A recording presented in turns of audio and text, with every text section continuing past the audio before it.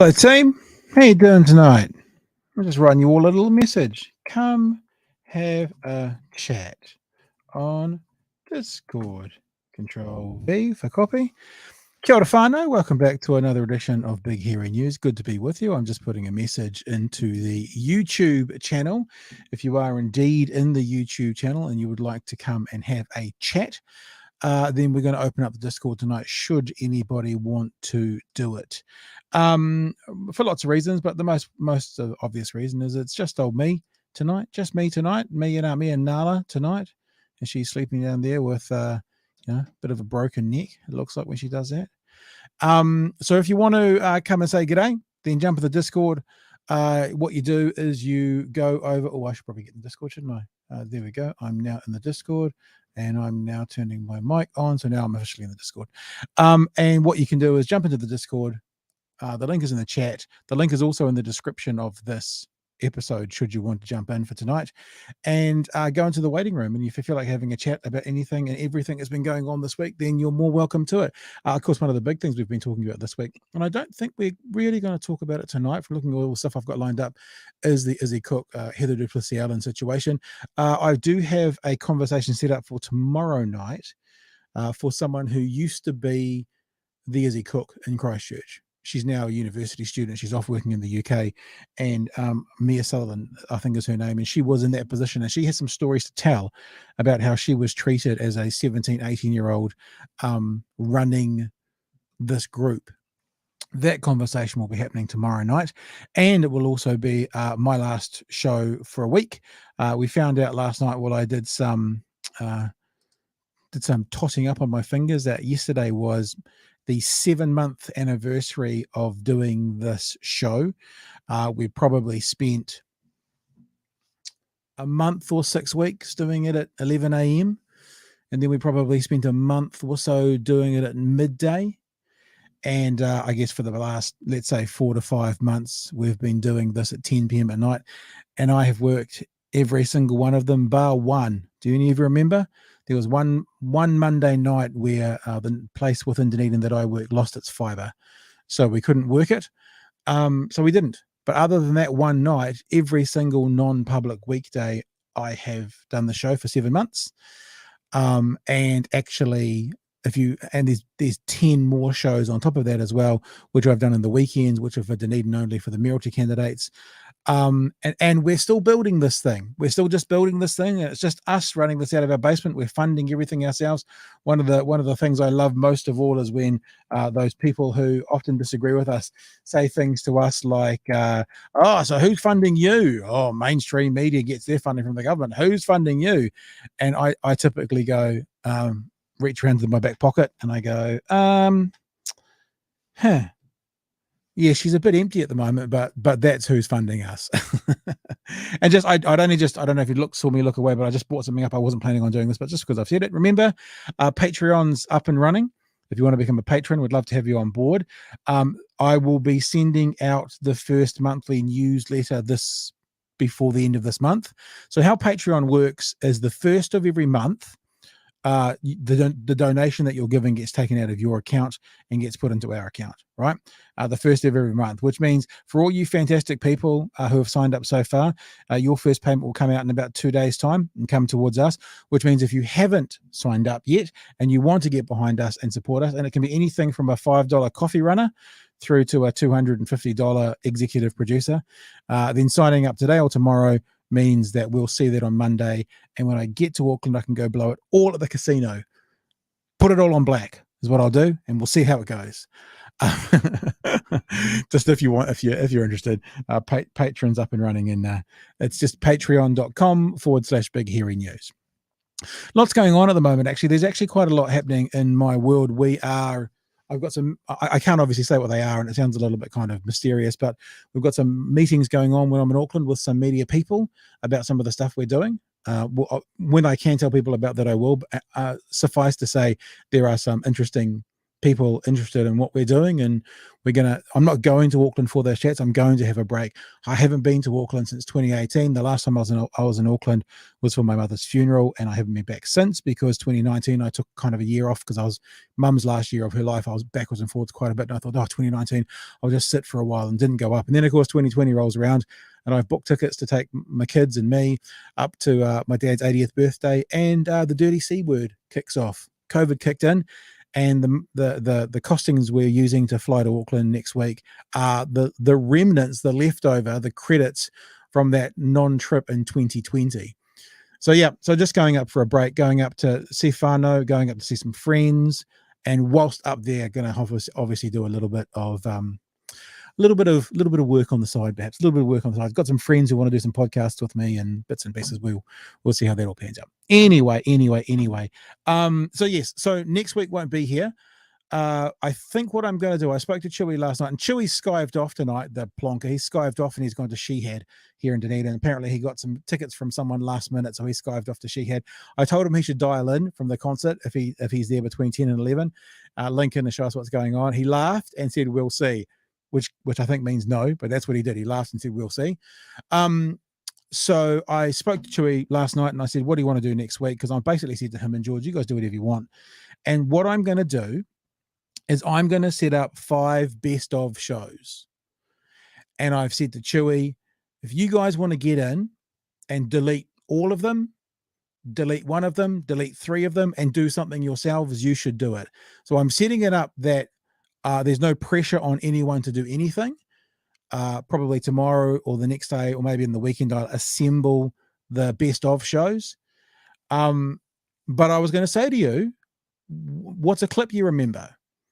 Come on, you're watching right now. I lovely just seeing Free Soul's comments right here. This is sort of what I'm saying. I remember stumbling across you all those months ago. I was nearly the only one in the chat. So glad you're growing. You deserve a break, Pat. Well, thank you, Free Soul. People have been watching us for a while. You'll have clips that you remember. Oh, remember when we did that clip on such and such, the episode that was about such and such. If you've got something that you're like, oh, that'd be cool to see again, or even if you just think that would be a good one for other people to see, like, people are coming on board, as Free Souls just said, as we grow. Why don't you put it in the chat tonight? And whilst I am looking through the clips, and we've got 350 clips on YouTube, of which about 200 of them are individual, interviews and items. Adam says a few clips from episode 1. That was me and Jeremy Elwood did episode 1. I've only been here 2 months. Can you use a few? Yeah, that's actually an interesting idea, Adam. The one problem with that is, obviously, if I'm making 5 episodes, then that'll only be in one of them. So then there'll be 4 other episodes. And I think what I might do, just so you know, is I think I might do the Paula Penfold clip on Fire and Fury, because I think most people seem to enjoy that a lot. So that'll be a whole show, right? Paula Penfold will be a whole show. And there was another long form interview I was thinking of doing as well, like so having 2 of the shows be long forms and the other 3 being series of clips. So it might only be 15 clips. So Carl says anything with Robert Patman is always good. Yep, maybe. The thing about Robert Patman is it's often very topical, but I'll have a look and see what comes up. So if you've got any things that you want to see in particular, then feel free to mention in the clips anything that sticks out in your mind, if you remember in particular, and we'll see how we go for making those episodes next week. And look, one of these things that happens with this sort of something new is you build momentum. And I guess what I'd say to you guys who have been around for a while and who have been sort of supporting us with your eyes and ears is I just hope you stick around through next week, and then we see you Monday week again. It would be a real bummer to have it kind of drop down or drop off when we're just starting to grow. So yes, thank you for the kind words of everyone saying well-deserved break like him. And I guess I'm going away with a little bit of trepidation, because when you're growing something, to kind of go, wipe my hands of it for a week is always a bit nerve-wracking, but that's what I'm going to do, because I was just upstairs 20 minutes ago just going, oh, I'm so tired. I feel so tired. I think I've done 35, well, it won't be 35 now, it'll be like 33 days in a row of broadcasting. So yes, it will be a break that I need, and a break that I agree that's a good one, Kim. I was thinking about that actually already, Kim, the Gloria Vale story from Queenstown with Olivia Wensley. How she helped people escape from Gloria Vale. Yep, I will definitely put that one in, Kim. There you go. See how easy that is? Yeah, ask and you shall receive. Isn't that some kind of proverb from somewhere at some time? So there you go. It's just me and Nala tonight, unless Chewy decides to dial in from Shehad, which I'm sure he will not. But if he does, we'll pick him up and we'll see what's going on. Other than that, bunch of stories to get through. Obviously, when there's just me, I have to do all the talking, which I'm sure you're all pleased about. But what it means is I've got a couple of extra stories, because rather than going bounce between two people, it's just one person. So we'll probably get through more stories. And I think we should probably start with what is probably the biggest story. Oh, that's right, Si. That was one of the other ones, Hori's Pledge. Yeah, maybe that was the other one I was thinking of. I was thinking of because me and Chewy talk about a lot the James Hake conversation. James Hake, the kind of far right commentator out of America. But that's like 2.5 hours. So I don't know if I'll put that up, but that was one that I was thinking as well. And I have to tell you something, I'm not going to go through and do any editing down of things. I'll just be slamming them all together and turning them into full episodes. But yep, Hori's Pledge, good idea, Si. I might have a bit of a look at that. Okay, so let's have a look at probably the biggest news. There's a couple of really interesting news stories going out there today, and one of the biggest news stories is the situation with Kelvin Davis. There's a couple of stories as well today that, like, it's a little bit like if anyone else did it, it would be deemed inappropriate, offensive, and abhorrent. And in one instance is something that Kelvin Davis has done. And another one is an instance that the Māori Party themselves have done. Some writings they had on their website, which Meng Foon, the Race Relations Commissioner, has stated as racist. Now, if you don't know this story, it's been kind of under the radar a little bit, and probably it's been under the radar a little bit. We walk and chew gum. Like we always talk about, we can criticize the left and applaud the right, and that's because it was on Sean Plunkett's show this morning that Meng Foon was actually interviewed, and it was Sean Plunkett who asked him the question where Meng Foon said, yes, that was racist, something that was on the Māori Party website.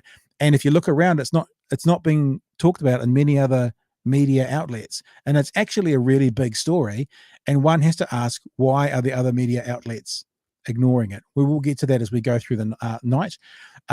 But the same one with this. You've probably heard the story about Kelvin Davis and what he said to, I'm not entirely sure on her surname. It's Chhour, I think, Karen Chhour from ACT, where he basically said, you're not Māori enough. That's basically what he said. Now, it's a really good synopsis of it from Lloyd Burr on Today FM. So if you're not up to play with the full story, let's have a listen to Lloyd Burr, and then we've got a couple of clips to play through, and then I'm looking forward to your input on this as well. And we'll go from there. Now, political double standards and hypocrisy, it's something that makes my eyes roll all the way into the back of my head, to be honest. So when I heard Kelvin Davis, this is Labour's deputy leader, this is the government's Māori Crown Relations Minister, he's the Minister for Children as well, the Minister for Oranga Tamariki, Kelvin Davis. When I heard him in Parliament yesterday in the debating chamber, my eyes pretty much did that thing. They rolled right to the back of my head. I pretty much blinded myself. And he was responding to ACT MP Karen Chhour during question time. Have a listen to this. So does the Minister agree with John Tamahiri when he says his charity and Oranga Tamariki are in a partnership and not a contract? And if Te Whānau o Te Tō Wai Pereira is struck off the charities register, will the Minister guarantee that this partnership will end? Well, Mr. Speaker, what the member needs to do is cross the bridge that is Te Tiriti o Waitangi from her Pākehā world into the Māori world and understand exactly how the Māori world operates.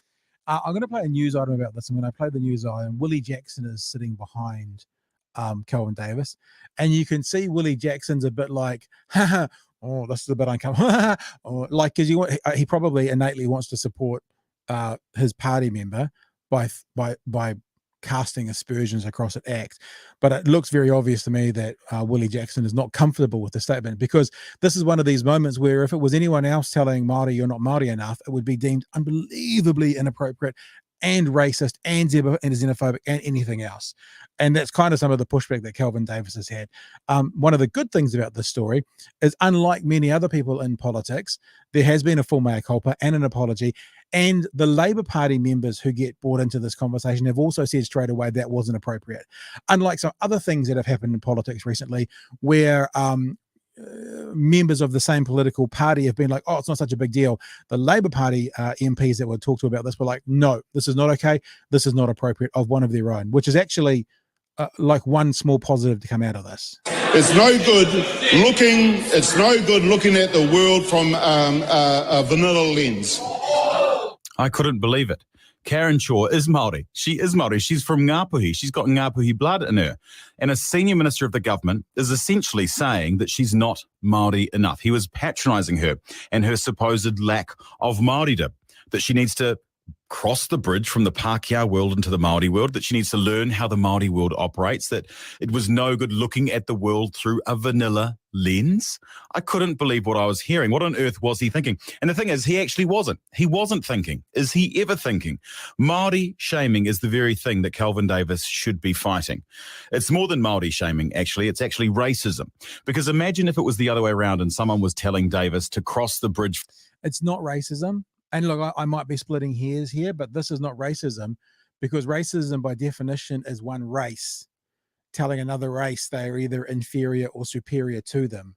This is two people from the same race. So it's not racism, but it's ugly. And it certainly has racial undertones. You know what I'm saying? From the Māori world into the Pākehā world, that he needs to learn how the Pākehā world operates, and that it's no good looking at the world through a chocolate lens. Can you imagine if someone said that? The commentariat, they would have a conniption. Jacinda Ardern would probably have a conniption as well. She should be having a conniption about Davis's comments, given that her rhetoric around the team of 5 million, we are all together, all who talk about be kind and kindness. So she should be having a conniption. When we asked Kelvin Davis to come on the show today, he declined, but we managed to get someone to ask about it on the way into Parliament. I made a mistake. I rang her up. I apologised. What I said was inappropriate. It caused offence. And as I say to Oranga Tamariki, when they stuff up, fess up and fix it, which I've done. Well, you might have fessed up and apologised, but you didn't front up on our show to explain what on earth was going on in your mind. Now, Karen Chhour, she has accepted Kelvin Davis's apology, but she's still hurt by the comments. As she walked into the debating chamber as well, she shared the pain that she's felt growing up. I think we get to see this clip as well from TV. I think it's TV, or it might be News Hub. And you can actually see she looks quite upset. It's pretty disgusting. I mean, we've talked about other people, Heather du Plessis-Allen, for example, bullying 16-year-olds. You know, I mean, you could equally argue that this is a form of bullying. Kelvin Davis bullying, his colleague across the house. She looks visibly upset when you see the video from this audio. Growing up, I always felt lacking in my identity, and I finally found that confidence to stand as a proud Māori woman. And it was taken away from me yesterday. I'm quite deeply offended by what he said. We have been elected into this place to be able to take New Zealanders on a journey together, and I found it quite divisive. Now, I'm actually quite disappointed in Kelvin Davis. You probably get that. I mean, I know him. I've interviewed him many times. This is when I was a political reporter down in Parliament. I've talked to him a lot around Parliament, and his comments, they just weren't on.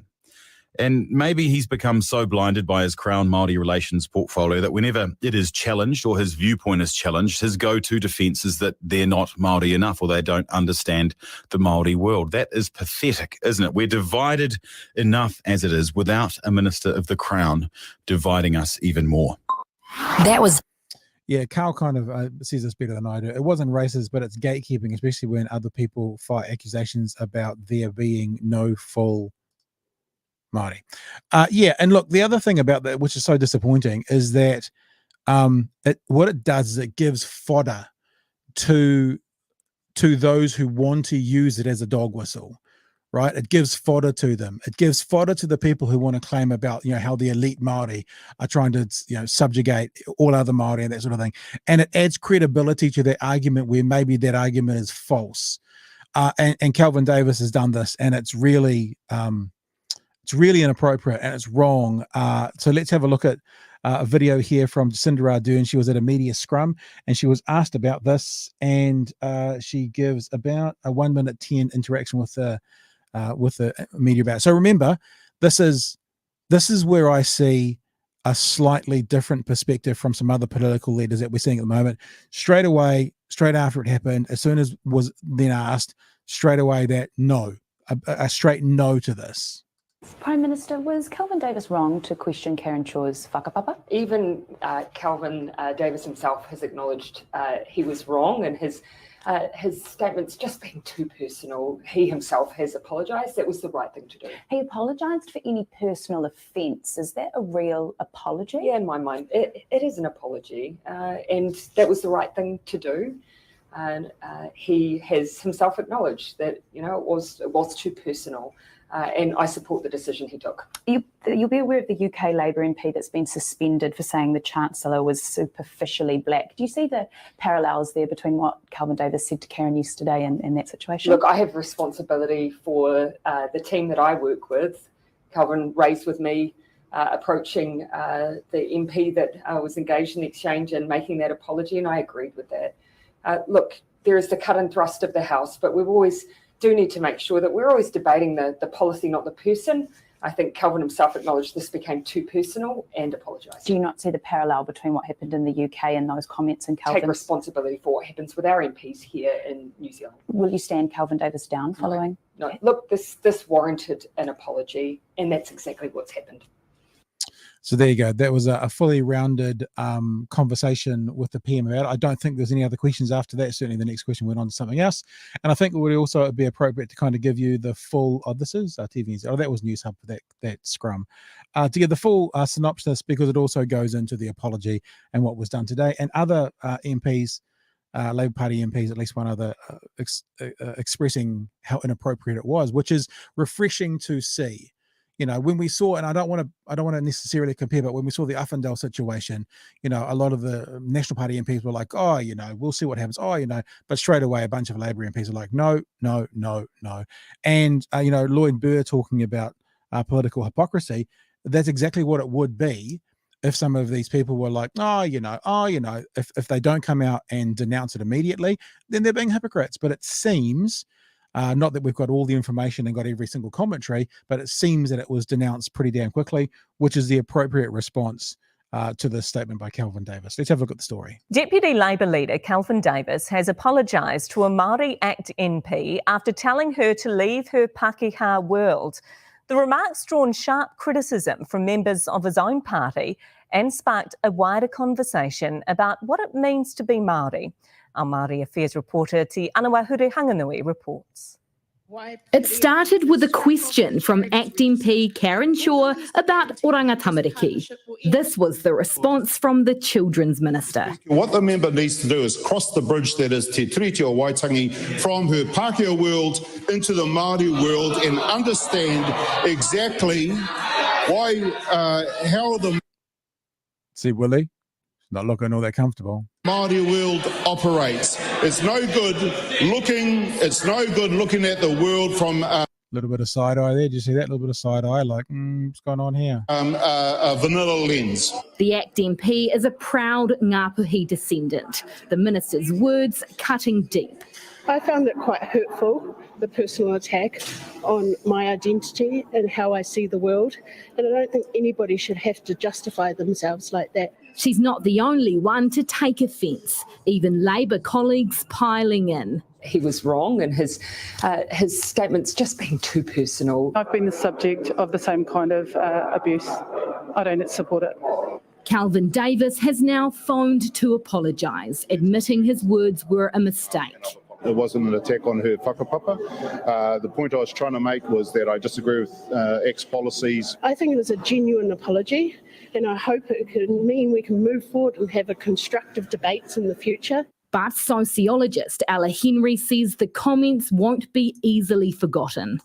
I think that those words are going to come back to haunt Kelvin for a very long time. To use our culture as a weapon against each other is unforgivable. She says cultural identity... Well, on the point of being unforgivable, I think I just want to bring up one of Carl's comments here as well. I don't agree it's unforgivable. Carl says Kelvin has apologised for his comments that were wrong, but apparently there isn't enough contrition. Maybe strip him naked and marching down Lambton Quay yelling shame and ringing a bell. I disagree. It is obviously forgivable. If there is something you've done which is unforgivable, then there's no coming back from it. There is coming back from this. So my personal opinion is I don't agree with that statement. Is a complex matter. I call my children caramellos. They are that delicious mix of dark chocolate and white sugar. I grew up with that experience myself, being a very pale-skinned, green-eyed, blonde-haired person. The minister himself acknowledging there's no one way to be Māori. Te Aniwa Hurihanganui, One News. So there you go. There's the full story. Comments coming in from you guys. I've lost my colleague. She's decided to piss off for some reason. I don't know. So it's just me now. Sorry guys. I know most of you are here for Nala anyway, but you know that's now not an option. I put Kelvin's comment up there as well.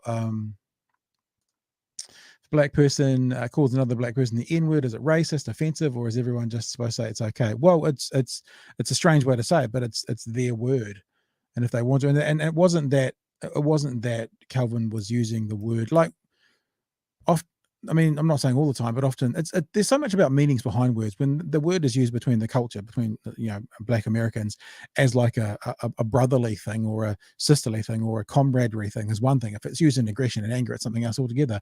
This was not used. The phrasing was not used in a camaraderie way, sort of word, but as comrades. It was used to degrade and denounce, and that's actually what bullying is. It's used to degrade and embarrass, and it's playing the quote unquote man, not the ball. And I don't think that ever turns out well for anybody, really, playing the man, not the ball. I mean, we see it here all the time. If you have a look at the conversations we've been having about Heather Duplessis, I've been having a conversation in a local Dunedin Facebook page recently where these show in my Mayoralty Conversations show, and there's a particular Dunedin Mayoralty candidate who has terrible people skills and the worst temper in the world. Like, his temper is so bad, he should not be in charge of other people. He would be the worst team leader of any. He's an asshole, basically. I've written a piece about it if you want to go to my blog, is that he's an asshole. And we've all had asshole bosses before, and having an asshole for a boss doesn't get the best out of the team. Now, within that Facebook page, I've been saying it's okay for you to support the asshole. I haven't actually said he's an asshole in the Facebook group because I'm a bit more restrained. And I haven't posted my blog piece in there either because it's not the place for it. It's okay for you to support him, but it's also okay for you to be annoyed that he's got a short fuse and he's confrontational because he's his own worst enemy. You can have both things. You can support someone or something or a principle or an ideology, but still be frustrated and angry that people within that culture or ideology are fucking it up for the overall picture. You know what I'm saying? And this could be one of the instances of that as well. I just realized my jersey's on back to front. I was just looking in the screen. I can see my seams. Should I have bought that up? Probably shouldn't have bought that up, should I? Because look, here's my seams. Got it on inside out. What a douchebag. Yeah, and also the playing the ball, not the man thing. So people have been attacking me for these comments in this Facebook group, and each time someone attacks me, I'm saying like, well, just tell me where I'm wrong. Tell me where I'm wrong that this asshole, politician, local body politician, is not letting himself down, because that's actually my point. My point is he's letting himself down, and if you're his fan, he's costing you to have him as mayor because of his character. Just tell me where I'm wrong. And probably after a week of this, there's still yet one person to tell me that I'm wrong, because they're all playing the man, not the ball. And I'm like, oh well, play the man, not the ball, you lose the argument, because that's not what the argument is. Anywho, Ro. No, he's not the producer. Gosh, that's a little bit. Don't even say that. And he's in a different house. He doesn't fucking dress me. Good Lord. I kind of feel like I need to find another clip now that's got a video attached to it, because I want to change my top, because I'm now feeling self-conscious about it. Hey, let's talk about the 3 strikes law, shall we? The 3 strikes law is an interesting one to talk about because it's back in the news again. The 3 strikes law is a terrible, terrible idea and a terrible, terrible law for lots of reasons. And I remember doing a lot of research on it 10, 15 years ago when it was being proposed to be brought in here in New Zealand.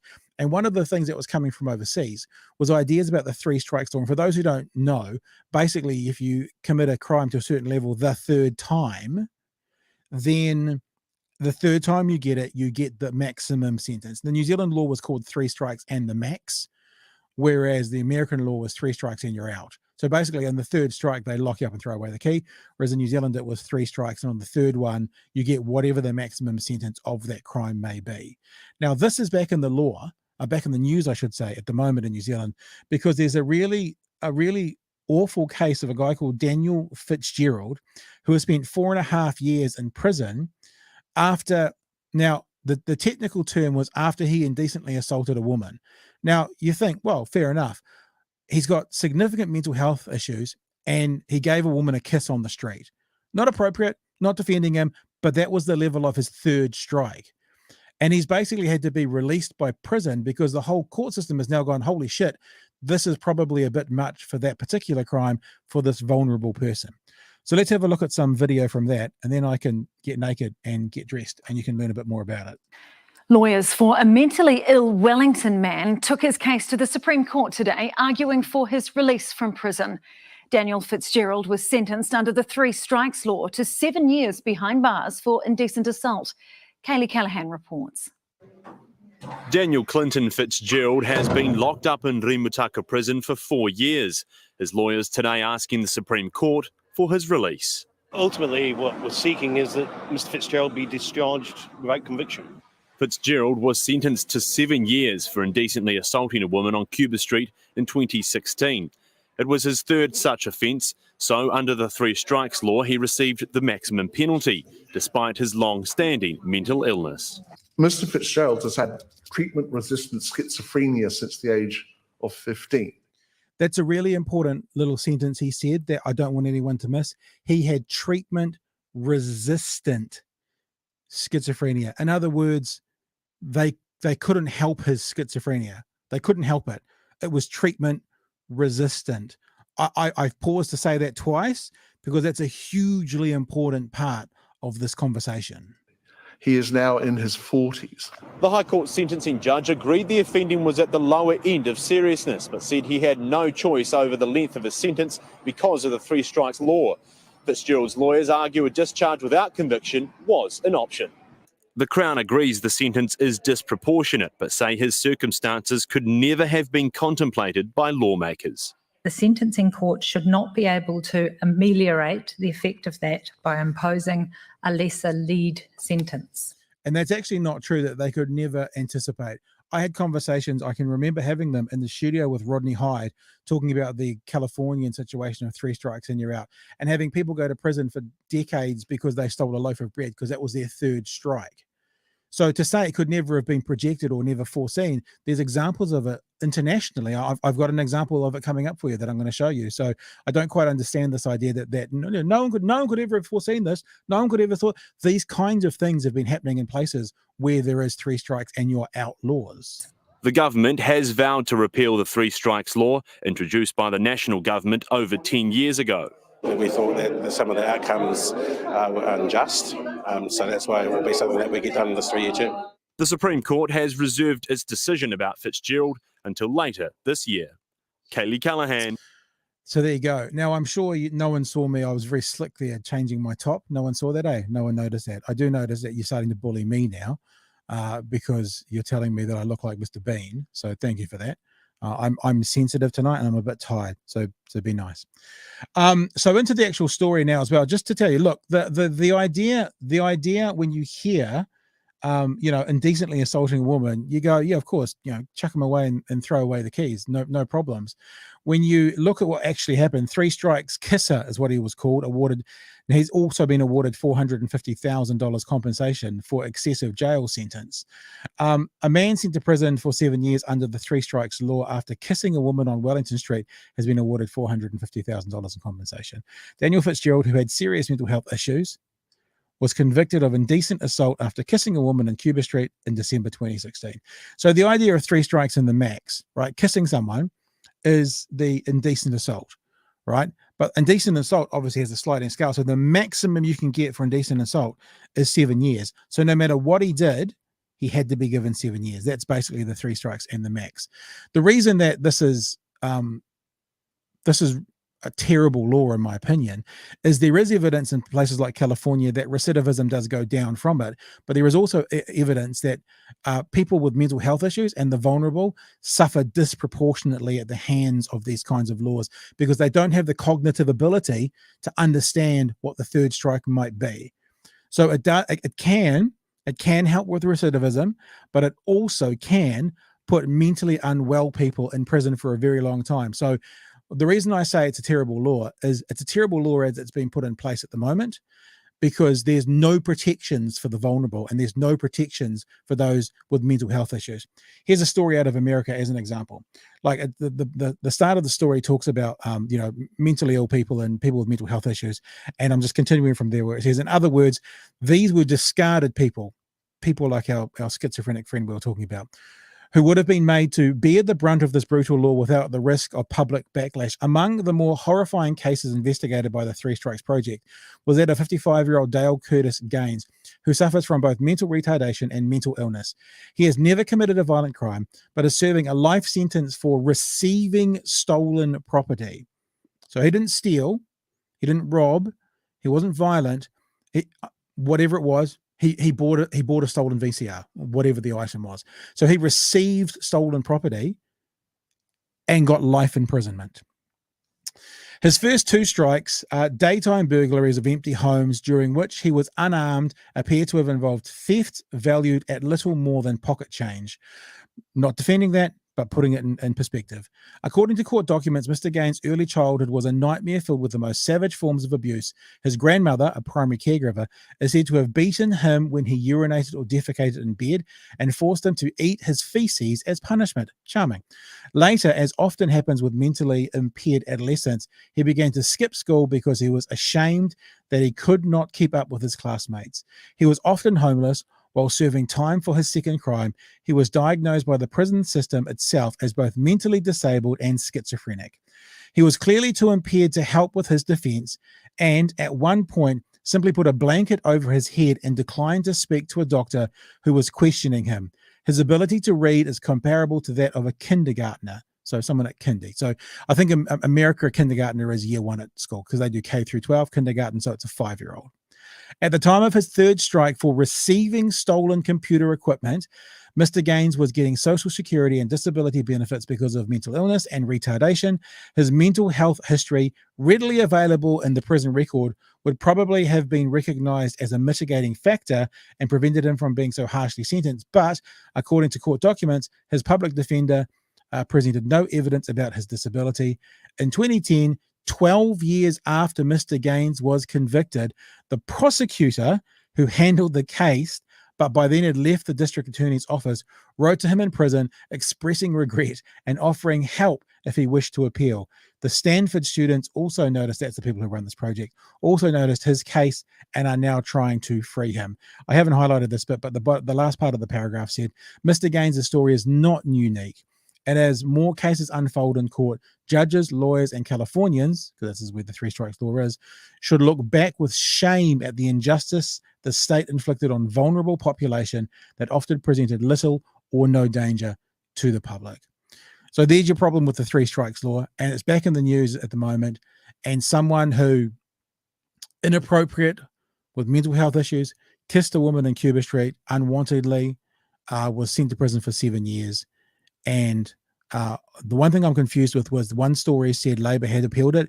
The other story said Labor was going to appeal it, repeal it, and hasn't done so yet. And I'm just shocked that that's still on the books under a Labor government. I say again, it did show some signs of research on it of lowering recidivism, but it also put the most vulnerable in the most amount of harm's way. Kim asked a really interesting question. I would agree with 3 strikes for white-collar criminals. Oh, sorry, it wasn't a question, it was a statement.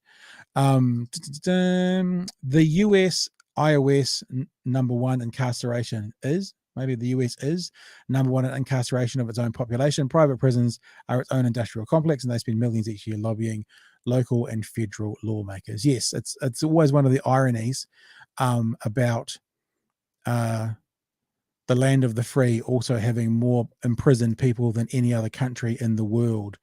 Don't agree with the 3 strikes, but would consider crimes committed by minors to come back into play if they committed crimes later, say 18 to 25 years old. Yeah, it's interesting comment you hear here. Ouch, says Stephen. Daniel's case illustrates really well the flaw in this law. Horrible outcome. Well, yeah, it is a horrible outcome. And I guess the upside of the outcome now is that he's out and he's got a settlement. So hopefully that's going to help him for the rest of his life. I mean, 450 grand is not a huge amount of money, but you know, it's just such a, the other thing that they often talk about within the research of the 3 strikes law is one of the dangers of it is if you're on 2 strikes, it means you will do anything to get away from that 3rd strike. So the picture has been painted numerous times about people running from the cops. This is in America, running from the cops. And look, because it doesn't matter if they get caught for a robbery or for murdering 12 people, they're going to get life because it's 3 strikes and you're out in America. So what that does for the person who's committed the crime is it gives them no consequences or no reason to stop trying to get away from the police. They will do anything they can to get away from them because they know no matter what they do, seeing it's their 3rd strike, they're now out of the population forever. And that's some of the dangers that just come with it. Terrible dangers, in fact. All right. I often wonder and think about how frustrating it gets. Do you know when, how do I say this without saying the other side? Because it's not the case. People who have a different ideological perspective on life than you, an ideological perspective that is unhealthy, is unfair, it's kind of disgusting most of the time. When they're very right, as in correct, not as in politically right. You know, they say the broken watch is right twice a day. Every dog has its day. The problem is when they're right, they use that as an example to fulfill all their stereotypes and tropes, whereas the situation is they're just right in that instance. And it's always one of those things that's difficult when you're a commentator or a communicator, is that when you have a perspective, and this will impact us as we go through this, right? There'll be times where we are saying and offering opinions that don't support the left perspective that we live our lives in, right? And what that will do for some people is it will cause them to think that we're not authentically left people. You know, that we're grifters, that we're really on the right, we're trying to help the right, we're doing it in a deceivers way. The truth is we're just honest. And the uncomfortable, honest truth today is that the Māori Party have been told by the Race Relations Commissioner, Meng Foon, that stuff they had written on their website was racist. I'm going to play it for you. And, well, I'm going to show it to you first of all. And the thing about the opposing view or the ideologically different from you is this started with the ACT Party. Now, look, I think the ACT Party uses dog whistles and tropes. And, you know, I've said to David Seymour's face, maybe that's something I should repeat. Maybe I'll jot that one down as well, because I talk about this sometimes. It was on this show. I've said to David's face, it's very obvious why people consider his rhetoric to be racist. It's very obvious to me. And I'm sure if you're regular, you've heard me say this before, but it's very obvious to me.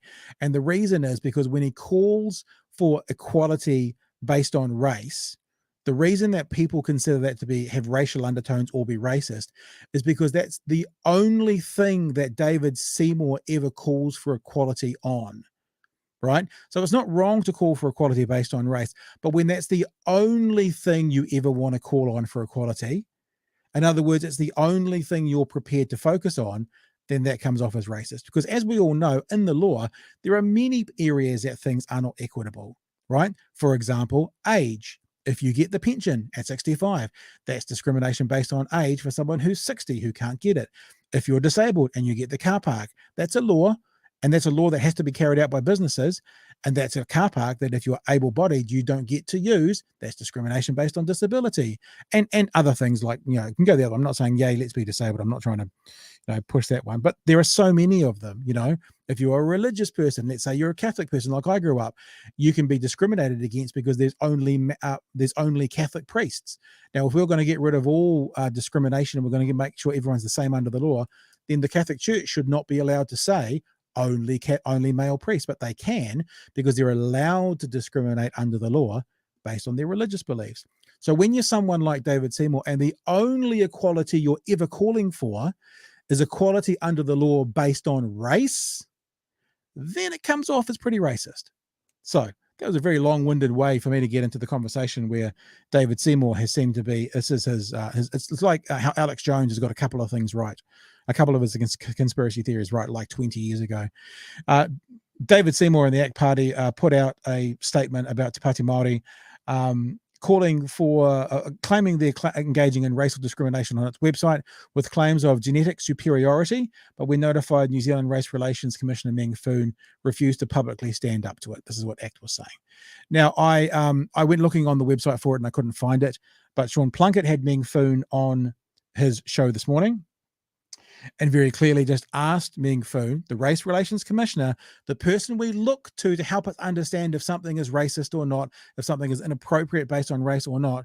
And Sean Plunkett asked him directly, was having on the, and I haven't found this on the Māori Party website. If you know where it is, you can send me the link in the chat and I'll have a look. I'm wondering if it's been taken down now. That's what I wonder. But to have the idea of I'll get the quote. Sorry, I don't want to misquote it. Genetic superiority on their website, was it racist? And this was the response that the Race Relations Commissioner gave. Well, it's a thing that we do not condone, people making those statements. So we believe it is racist. So you saying it is a racist statement? If any other group of people said that, they would be labelled racist. So I've got to be even-handed. So there's the Race Relations Commissioner saying yes, it is. It's a really interesting thing to look at now, because what does that mean? Because for a long time, we've been told things like, various ethnic groups can't be xenophobic, can't be racist. It's the groups with the power who can be. And, I understand and accept where that comes from. But what Meng Foon just said is if any other group had done it, it would be deemed racist. So if this group does it, it must also be deemed racist. I think that opens up a lot of space for conversation around this. I think that there are a lot of words we use in society today, whether it's you're a Nazi or whether it's you're racist or all these things that aren't applied necessarily accurately as to what that means. And this could be the start of a new conversation as to what it means to be, or what it means to commit the crime, don't know if it's a technical crime, but the offense of being racist. And it's interesting to see where it came from. But look, I think it kind of dovetailed out from the Kelvin Davis conversation, where if as Lloyd Burr said, if someone had said to a Māori that you're looking at this through a chocolate lens, all hell would have broken loose, right? There's no question about it. And if ACT had have said something about being genetically superior, all hell would have broken loose. The Māori Party said it, and on some level, it seems to be sliding underneath the radar. Now, I think I noticed a comment by Ro earlier about that sliding underneath the radar. Here we go. I think this is what Ro was referencing.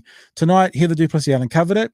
She and a panel member acknowledged the media don't lead on these stories as they are scared of misspeaking, and I guess they themselves are being called racist. I'm assuming, Ro, correct me if I'm wrong, you were talking about the story, because I remember seeing that pop in as I was talking about it. It's interesting. It's really interesting. And I guess we'll just see where it goes from here. Remind you as well that if you're interested, you are welcome to come and join us in the Discord. There's not going to be a lot more of the show tonight. I'll put the Discord link back in the YouTube chat. If you are on Discord, or if you want to go on Discord, all you need to do is drag yourself into the waiting room. If I see you over there and you want to pick up on it, happy to take it. If you've got a thought around that, because if I was doing talkback right now, that topic, mind you, I was doing talkback on ZB, full of redneck, right-wing, older white people, that topic would go all night long. But it wouldn't go from a place of authenticity. It would go from a place of, see, we told you. And that's the thing I was saying. It's always really ugly when people now will use that to further their narrative, rather than to use that as an isolated incident to figure out what that means.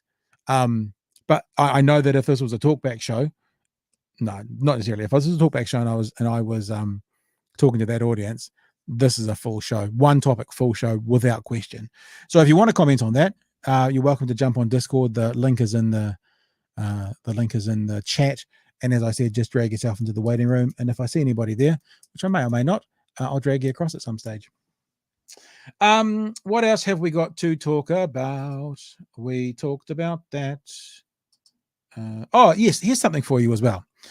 I'd like to just bring this up quickly because it's quite an important thing to acknowledge, and that is that we have an abysmal turnout at the moment with local body elections, because there's lots of examples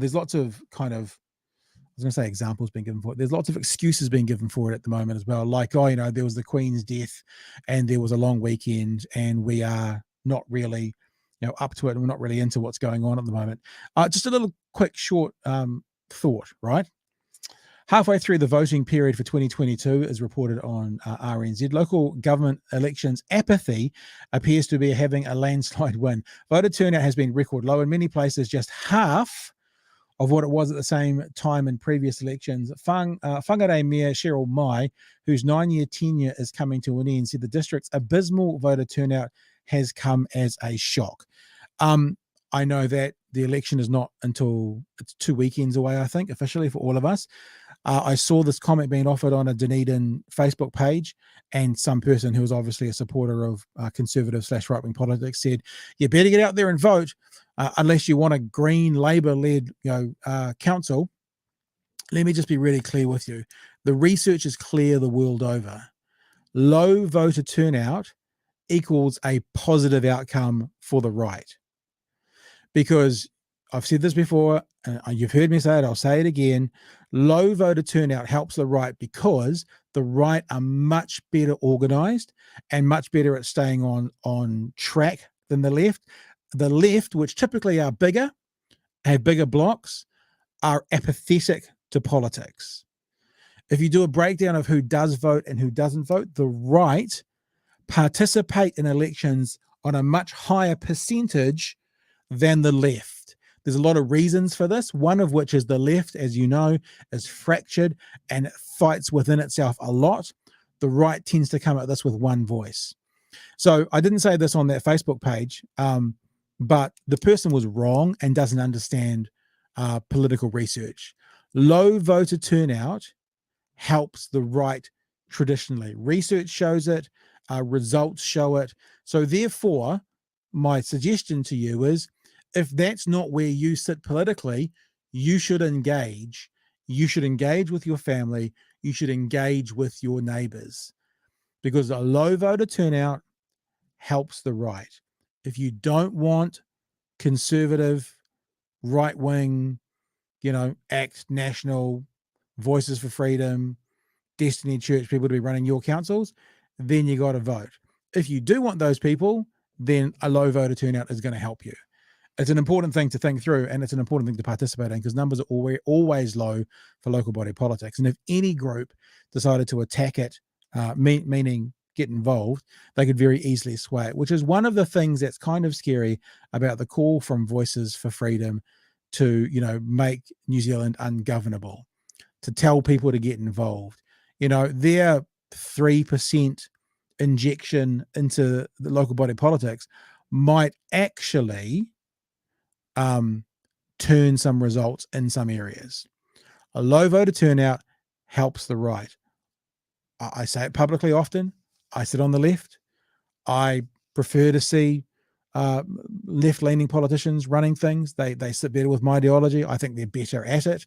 I said to someone the other day, it's always funny when you start scratching down, talking to someone on the right, they get to a point at some stage where they can't explain things.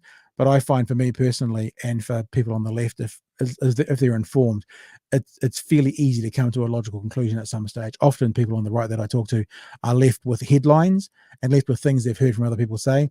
And I find that sitting on the left, my experience, and it may not be a very good sample sizes, we're better researched and we can have those conversations in their entirety.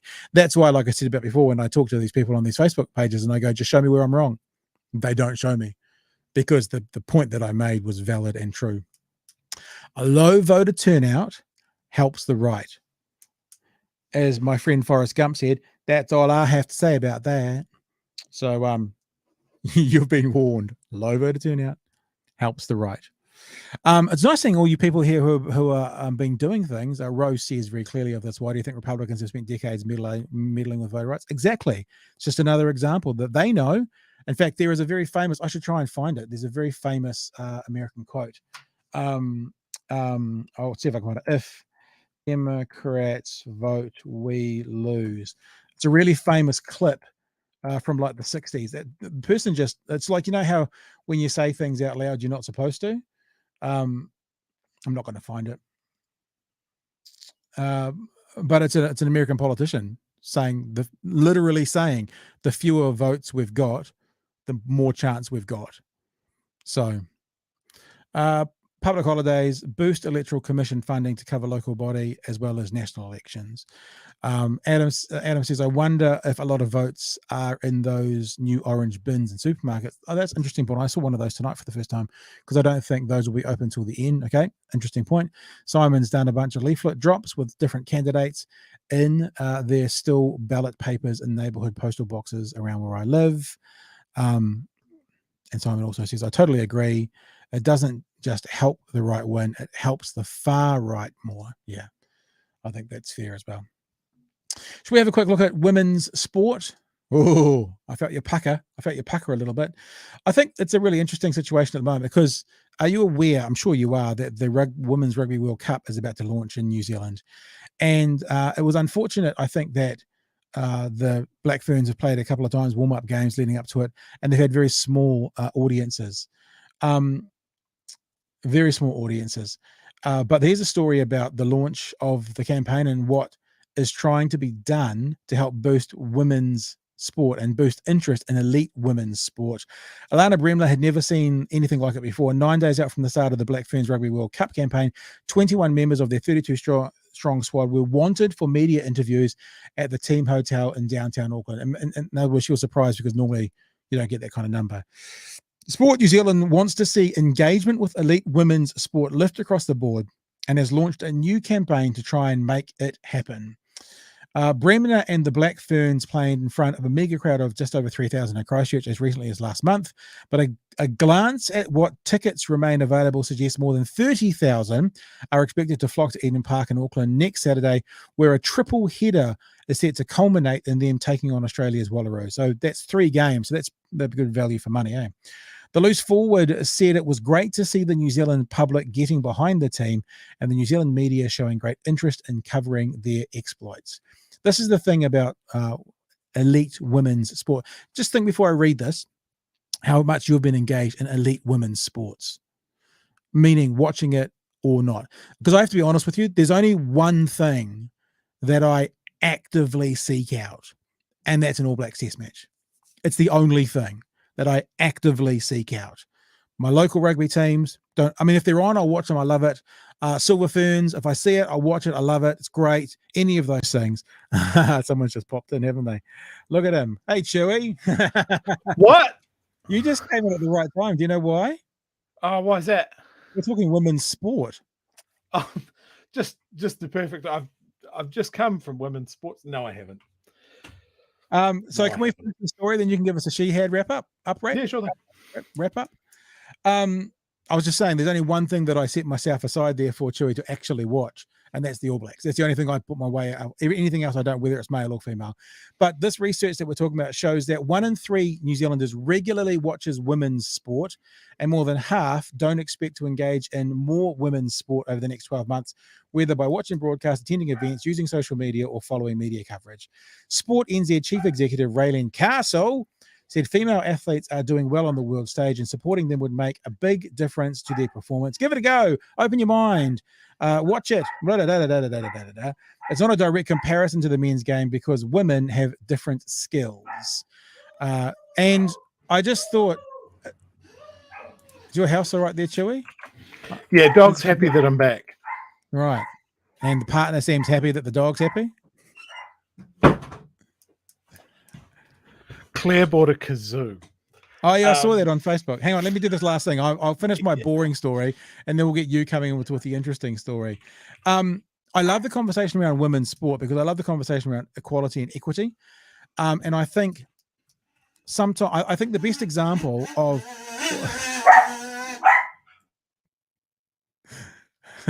does she not realize you're live at the moment? Oh no, she fucking does. Oh, she's drunk then. Is that the situation, is it? Drunk on kazoo. Oh, look, let's just say go the Black Ferns, and we'll talk about this on another day. And it's always interesting to see, you know, the whole conversation around women's sports, where it should be, who should be participating. Should it be on a level pegging with the male sports?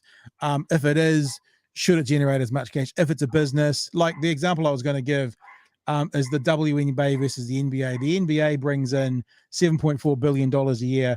The WNBA brings in $60 million a year. And the NBA gives the WNBA $60 million to work. So the NBA gives the WNBA $60 million, and then the WNBA makes $60 million.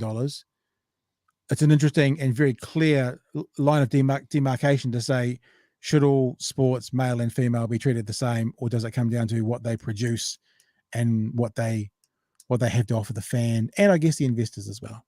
But you've kind of come in and truncated my conversation, probably rightfully so, Chhour, because I'm getting a bit bored with it myself. I actually have an opinion on this. Oh, go on then. Yeah. Like it's not fair to say, oh, women's sports just doesn't bring in as much money as the men, because it gets like a fraction of the marketing as well. Yeah. Like they just don't push it as hard. But I mean, when you get up to the top line men's sport and that sort of thing, you know, let's say the All Blacks, like, let's be honest, for a lot of games, it's a foregone conclusion. So why not look at a team that you just don't know as well? And it's a more exciting game because you don't know what's going to happen. I do wonder about that idea of, I wonder about what it can generate and what and the quality of the game as well.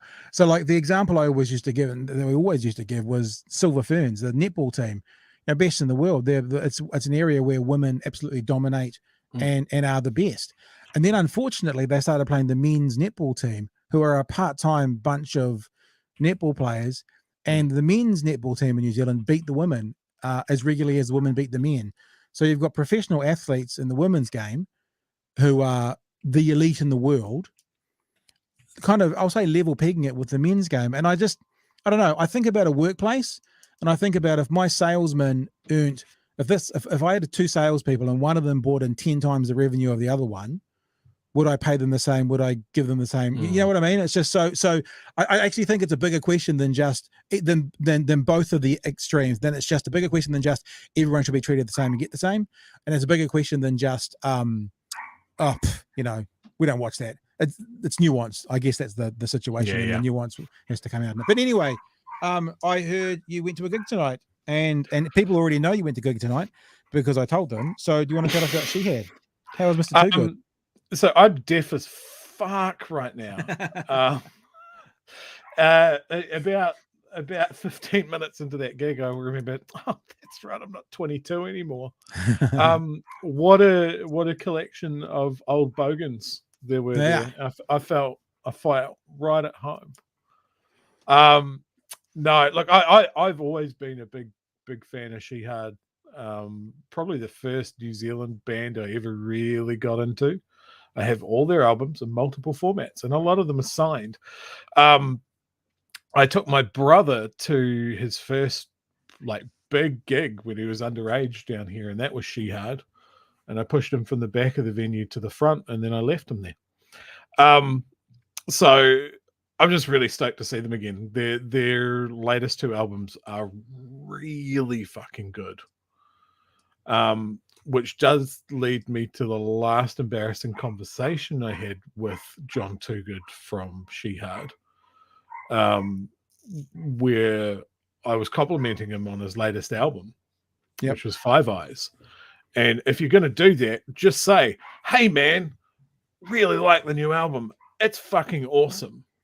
Don't then continue to talk and go, it's way better than your last three. Because your brain will be screaming at you going, shut the fuck up, dude. What are you doing? Shut the fuck up. So that was really good. But yeah, it's really good to go out to a live show again. Yeah. As well. Was there any masks here out of interest? I saw 3. Okay. So out of 400, say. Yeah. Yeah, for people who want to know, this is John. Me talking with John Too Good on my DOC podcast. Really interesting conversation. Actually, it was the first time he'd ever talked about being a Muslim. So, a lot of people don't know that John Too Good is a Muslim and converted when he got married, and he'd never really talked about it before. He told me, and that was like the first time I'd ever talked about it. I noticed after he talked about it. That a lot of other media sites started to talk to him about it, but I was just like, "Wow, let's talk about it. This is really interesting." So now he talks about it a bit more openly, but that was the first time in the first place that he ever talked about it. When I used to have a studio outside my building, which was that one that you can see right sort of there. Now this is the one I've got right sort of here. He's always been a really interesting dude to talk to. Like he is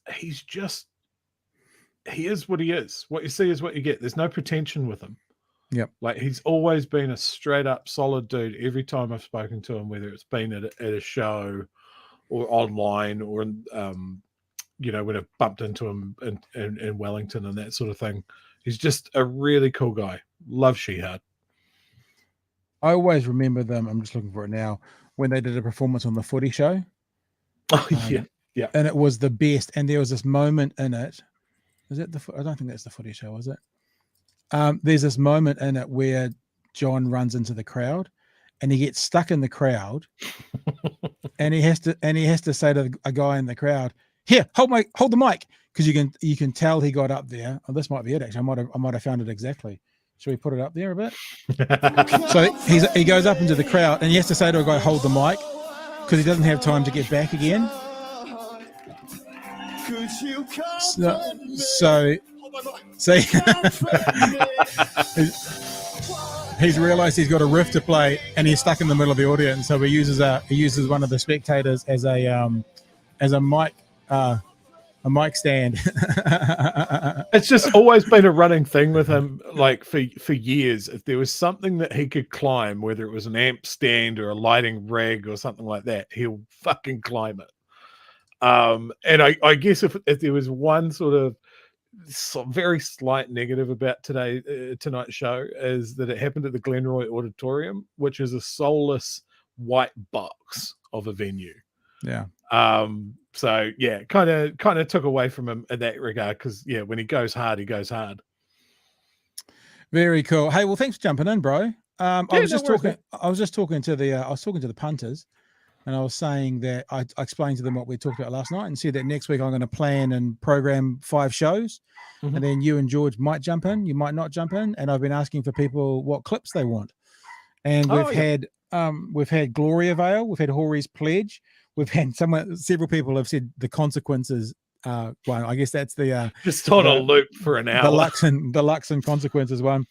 Fire and Fury, Chester Burrows, anything with Robert Patman. And I thought maybe David Seymour when we told him why people thought he was racist. So I've got a few there already, and maybe I'll put one or two of them together tomorrow, but maybe we'll ask again tomorrow night if people have any ideas about what they want to see for next week. And then whatever you and George decide to do, whether it's something or nothing, then the people will know. We'll see what the news gods deliver to us. Yeah, well, that's the other thing. I sometimes think, and I think maybe Tuesday this week, Chhour, even though I did the show by myself, I was thinking, I wonder if you're going to pop up because I can't remember what they were, but there were some really juicy. It was the Heather Duplessis Allen stuff, some really juicy, grunty things. And I thought, I remember sometimes like being on holiday when I was working in talk radio, and something would come up, and I go, oh shit, I want to get on here and just talk. I just want to talk with people about it now. I want to get on and talk about it. So you guys might do that. You might come across and find something you want to talk about. You might not. Yep, absolutely. Rose got the answer for the consequences clip though. Save it for it. Like it's got to go in a folder. This is do not open until election night. So what is it? Break in case of emergency. Then we'll just play it. It can be our loop when the internet goes out for the next time. All right. Hey, lovely to see you, bro. Thanks for jumping in for a second, telling us all about it. So like 6 she-hads out of 7. Concert was good. Yeah, I think that's a solid rating. That's a lot of shahad. The best I could still. The other thing, it's funny what you remember. I remember working at More FM and Channel Z was downstairs, and Nathan Rarare worked for them as the breakfast show with John Bridges. And I can still remember an advert they made, and the advert was like a piss take. It was talking about the music on Channel Z, and they were talking about, my friend John Toogood, and they were talking about the names for the band, and Nathan playing Nathan, his own character on this, but went, I remember my sister had that name. Yeah, I remember the name. I like the name she had. Like, in other words, my sister had, but the way he said it in the sentence was, I like the name she had for you guys. And that was how he pretended to make up the name she had. But there you go. There you go. Adam says the loopers break in case of Winston. So there you go. All right, team. Hey, we'll see you tomorrow night from 10. Thanks for joining us tonight. Thanks for bearing with us. Nala bailed on me quite early. Sounds like your dog is still excited. And, she is going off.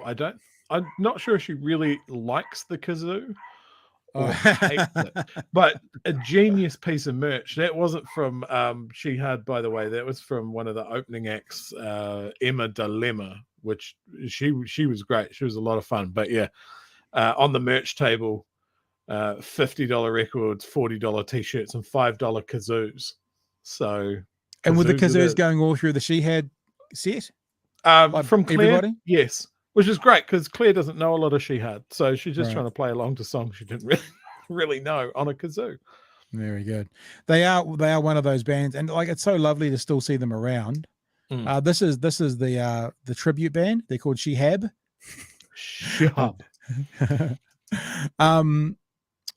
It's lovely to see them still around. You think about all those bands. Like, I mean, you're younger than me, but you think of all the Tadpoles, and you think of the bands, the Stereograms, Weta, all these kinds of guys that no longer exist.